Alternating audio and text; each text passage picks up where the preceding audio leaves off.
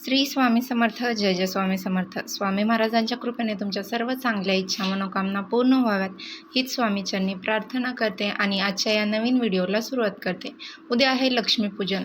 लक्ष्मीपूजनच्या दिवशी जर आपण काही सेवा केल्या, काही उपाय केले तर त्या खूप प्रभावी ठरतात. कारण की लक्ष्मीपूजनच्या दिवशी जर आपण माता लक्ष्मीची पूजा सेवा केली तर माता लक्ष्मी हे अत्यंत प्रसन्न होते व त्या घरावरती माता लक्ष्मीचा आशीर्वाद हा सदैव राहतो. आजच्या लक्ष्मीपूजनच्या दिवशी भगवान श्रीहरी विष्णूंनी माता लक्ष्मीसह अनेक देवी देवतांना राजा बळीच्या कारागृहातून मुक्तता केली होती. सर्व देव त्यांच्या कारागृहामधून मुक्तता केल्यानंतर क्षीरसागरात जाऊन झोपले अशी कथा आहे. त्या प्रत्येकाने स्वतःच्या घरी दिवे लावावेत असे सांगितले जाते. आणि प्रभू श्री रामचंद्र यांची 14 वर्ष वनवासानंतर घरी परतले असल्यामुळे आपण त्या ठिकाणी दिवाळी साजरी करतो. तर आपण देखील दिवाळी अगदी थाटामाटात साजरी करत असतो. पण यासोबतच आपल्याला काही उपाय करायचे आहेत, काही सेवा करायच्या आहेत. भरपूर वेळा आपल्या आयुष्यामध्ये अनेक अडचणी आणि संकटे अडथळे येत असतात. तसेच आपण मेहनत तर घेत असतो पण मेहनतीचे फळ देखील आपल्याला काही केल्या मिळत नाही. तर त्यासाठीच प्रत्येक आईवडिलांची इच्छा असते की आपल्या मुलांची देखील प्रगती व्हावी, कोणत्याही क्षेत्रामध्ये त्याने मागे राहू नये. पण पाहिजे तसे होत नाही. त्या अभ्यासामध्ये मुलांचं लक्ष लागत नाही, तसेच त्यांना पाहिजे तसे गुण मिळत नाहीत, त्यांच्या अभ्यासामध्ये लक्ष लागत नाही किंवा मुलं जर मोठी असतील तर त्यांचे विवाह वेळेवरती जुळून येत नसतील, अशा अनेक समस्या प्रत्येकापुढे असतात. तर या सर्व समस्या दूर होण्यासाठी लक्ष्मीपूजनच्या दिवशी हा विड्याच्या पानाचा अत्यंत प्रभावी असा उपाय करायचा आहे. आता या दिवशी कोणते उपाय करावे, कोणत्या सेवा करावे हे जाणून घेण्यापूर्वी तुम्ही चॅनेलवरती नवीन असाल तर चॅनलला लाईक करा आणि सबस्क्राईब देखील करा आणि कमेंटमध्ये श्री स्वामी समर्थ किंवा ओम महालक्ष्मी नमः लिहायला विसरू नका. लक्ष्मीपूजन दिवशी आपल्याला सकाळी लवकर उठायचं आहे. तुम्ही अगदी ब्रह्ममुहूर्तावरही जरी उठलात तरी पण चालेल. आणि सकाळी लवकर अंघोळ करून तसेच या दिवशी आपल्याला घराची स्वच्छताही करायची आहे. आणि कारण की जिथे स्वच्छता असते तिथे माता लक्ष्मी ही नेहमी वास करते आणि जिथे अस्वच्छता असते तिथे लक्ष्मी, गरिबी, दरिद्री देवी वास करत असते. आपण या दिवशी आपल्या उंबरठ्याचे लेपन करायचं आहे. तसेच आपल्या मुख्य दरवाजा स्वच्छ पुसून घ्यायचा आणि हळदीमध्ये 2 थेंब गोमूत्र टाकायचे आणि आपल्याला त्या हळदीने आपल्या मुख्य दरवाजावरती स्वस्तिक काढायचं आहे. तसेच कुंकवामध्ये थोडंसं गुलाबजल टाकून त्या कुंकवाने आपल्याला आपल्या घरावरती शुभ लाभ असं लिहायचं आहे. कारण लक्ष्मीपूजनच्या दिवशी तुमच्या मुख्य दरवाजावरती शुभ लाभ असं लिहिल्यामुळे नेहमी तुमच्या घरामध्ये शुभ कार्य हे होत राहतं. म्हणून आपण या दिवशी शुभ लाभ हे मुख्य दरवाजावरती कुंकवानेच लिहायचं आहे. हा उपाय, ही सेवा केली तरी पण चालेल. फक्त मासिक धर्म असेल किंवा सुतक असेल तर या काळामध्ये आपल्याला हा उपाय, ही सेवा करता येणार नाही. आणि तिच्यावरती आपल्याला स्वस्तिक आपल्याला आपल्या किचनवरती जे तुमची शेगडी जिथे आहे तिथे तुम्हाला एक स्वस्तिक काढून घ्यायचं आहे आणि तुमच्या शेगडीवरती पण तुम्ही स्वस्तिक काढायचं आहे. तसेच कारण अशी मान्यता आहे की आपण जर या दिवशी किचनची पूजा केली किंवा किचन ओट्याची शेगडीची पूजा केली तर अन्नपूर्णा मातेचा वास हा आपल्या घरामध्ये सदैव राहतो. आपल्या घरामध्ये कधीही अन्नधान्याची कमतरताही भासत नाही. आपण शेगडीवरती देखील कुंकवाने स्वस्तिक काढायचं आहे आणि तसेच हळदी कुंकवाने स्वस्तिक काढून झाल्याच्या नंतर आपण तिथे फूल व्हायचं आहे आणि त्यानंतर आपल्याला एक दीप प्रज्वलित करायचा आहे. कारण तिथे किचनवरती गॅस असतो त्यामुळे आपण काळजीपूर्वक हा दिवा प्रज्वलित करायचा आहे. त्या दिव्यामध्ये देखील आपल्याला चिमूटभर हळद टाकायची आहे आणि तुम्ही शुद्ध तुपाचा किंवा तिळाच्या तेलाचा, मोहरीच्या तेलाचा दीप प्रज्वलित करू शकता. कारण हळद ही माता लक्ष्मीला अत्यंत प्रिय आहे. तुम्हा सर्वांना माहिती आहे. आपण एक विड्याचं पान घ्यायचं आहे आणि ते घरी घेऊन आल्याच्या नंतरनं तुम्हाला स्वच्छ पाण्याने धुवून घ्यायचं आहे आणि त्या पाण्यामध्ये तुमच्याकडे जर गंगाजल असेल तर त्यामध्ये 2 थेंब गंगाजल टाकून त्याने आपण पान स्वच्छ धुवून घ्यायचं आणि स्वच्छ पुसायचं आहे.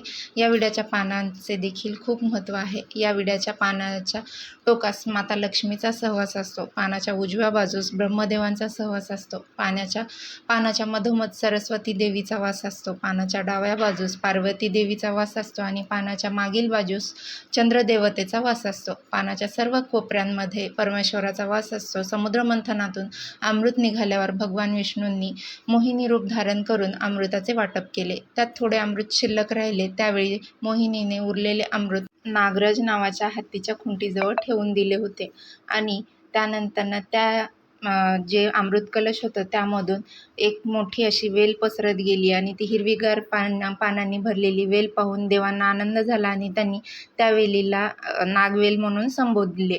आणि या पानाचा विडा जेवण म्हणजे जो काही महानैवेद्य देवांचा खाऊन झाल्याच्या नंतरनं देवांनी पानाचा विडा आवडीने खाऊ लागले. त्यानंतर देवाला महानैवेद्य अर्पण केल्यानंतरनं देवापुढे पानाचा विडा किंवा ज्याला आपण तांबूल म्हणतो तो तांबूल आणि दक्षिणा ठेवण्यात येऊ लागले. आता लक्ष्मीसमोर आपल्याला आसन घेऊन बसायचं आणि जे आपण विड्याचं पान आणलेलं त्या पानावरती आपल्याला लक्ष्मी मातेचा एक मंत्र लिहायचा आहे. हा मंत्र माता लक्ष्मीचा मंत्र आहे. तर आपण रीम श्रीम असा मंत्र त्या विड्याच्या पानावरती कुंकवाने लिहायचा आहे. तर त्या विड्याच्या पानावरती लिहायचा आहे. आणि आता हा मंत्र लिहून झाल्यानंतर कोणतीही इच्छा असो, घरामध्ये पैसा येत नसेल, पैसा स्थिर राहत नसेल किंवा घरामध्ये इतरही काही समस्या असतील तर त्या आपल्या आर्थिक टंचाई आहे, मेहनतीचं फळ मिळत नाही किंवा घरामध्ये संतान प्राप्ती होत नाही किंवा नोकरी मिळत नाही, मुलाचे आजारपण असो किंवा आपण अगदी सकारात्मकतेने हा उपाय करायचा आहे. आपल्यामध्ये कोणत्याही नकारात्मक विचार आणायचा नाही आणि आपण हा जर सकारात्मकतेने उपाय केला तर हा उपाय नक्की संपन्न ठरू शकतो. तर आपल्याला माता लक्ष्मीच्या रीम श्रीम या मंत्राचा 108 वेळा जप करायचा आहे. आता रीम श्रीम मंत्र म्हणणं काही अवघड नाही आहे, पण जर तुम्हाला म्हणणे शक्य नसेल तर तुम्ही मोबाईलवरती श्रवण देखील करू शकता किंवा श्रवण केलं तरी पण चालेल. हा मंत्र 108 वेळा म्हणायचा आहे. आता हा मंत्र म्हणून झाल्यानंतरनं परत आपली इच्छा मनोकामना माता लक्ष्मीला सांगायची आहे आणि आता हा दिवा लक्ष्मी प्राप्तीसाठी प्रज्वलित करायचा आहे. आणि त्याच्यामुळे थोडेसे अखंड तांदूळ घ्यायचे आहेत आणि तांदळावरती हळदी कुंकू अर्पण करायचं आहे आणि त्यानंतरनं मातीची पंती किंवा तुम्ही कणकेचा दिवा घ्यायचा आहे. कणकेचा दिवा जर हा बनवणार असाल तर त्यामध्ये मीठ नाही टाकायचं आणि त्या कणकेच्या दिव्यामध्ये पीठ मळताना तुम्हाला किंचितशी हळद टाकून ते कणकेचा दिवा तुम्हाला बनवायचा आहे. तसेच त्यामध्ये कारण कणकेचा दिवा हा इच्छा प्राप्तीसाठी बनवला जातो आणि हळद ही माता लक्ष्मीला अत्यंत प्रिय आहे.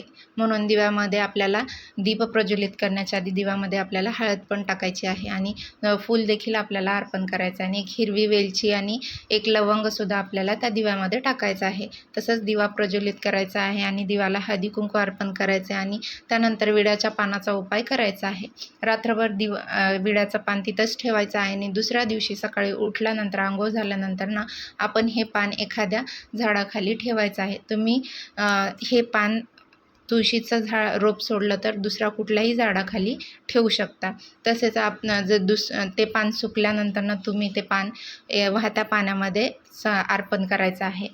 तसेच माता लक्ष्मीला आपण तांबूल विडा पण महाप्रसाद दाखवल्यानंतर आपल्याला अर्पण करायचा आहे आणि हा तांबूल विडा तुम्ही रात्रभर तिथेच ठेवून नंतरनं दुसऱ्या दिवशी सकाळी अंघोळ झाल्यानंतर तुम्ही स्वतः तो तांबूल विडा ग्रहण करायचा आहे.